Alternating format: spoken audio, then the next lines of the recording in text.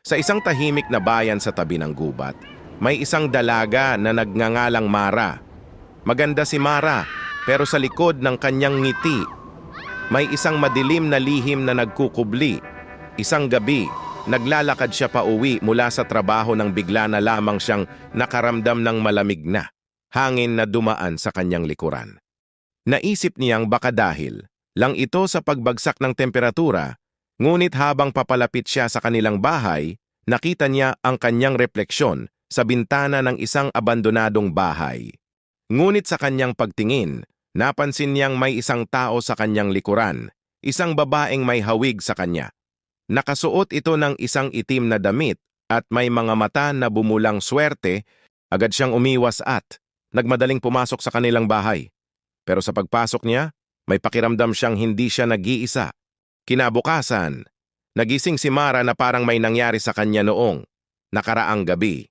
Ang kanyang mga panaginip ay naging masigla, puno ng mga nakakatakot na imahe ng bato at kanyang doble.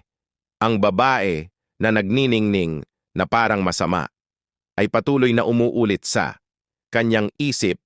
Hindi na siya makatulog ng maayos at ang mga kaibigan niya ay nag-aalala.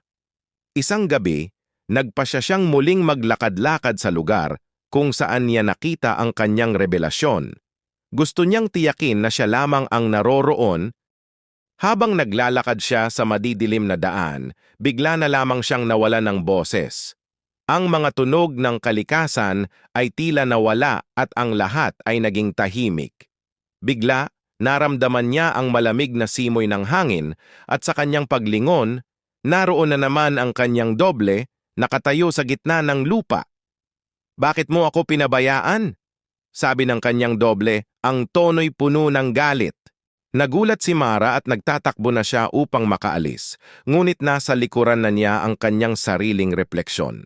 Tila ba may sariling isip ang kanyang doble. "Hindi mo ako maiiwasan, Mara," sabi nito. "Hawak ko na ang iyong buhay."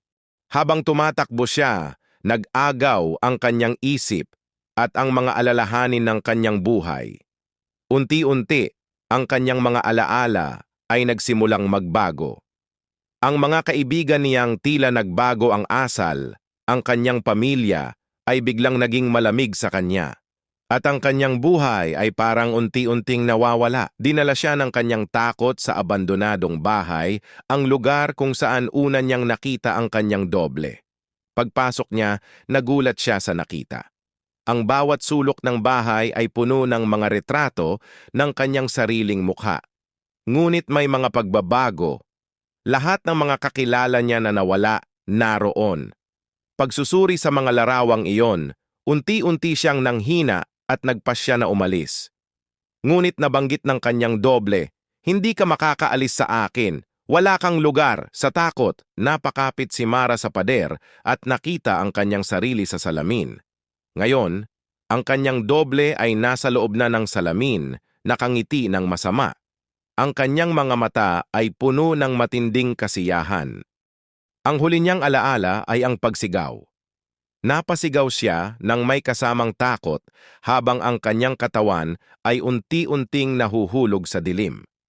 Ang kanyang doble ay ngumingiti at sa mga huli nitong salita, "Tama ang sinabi ko, Mara.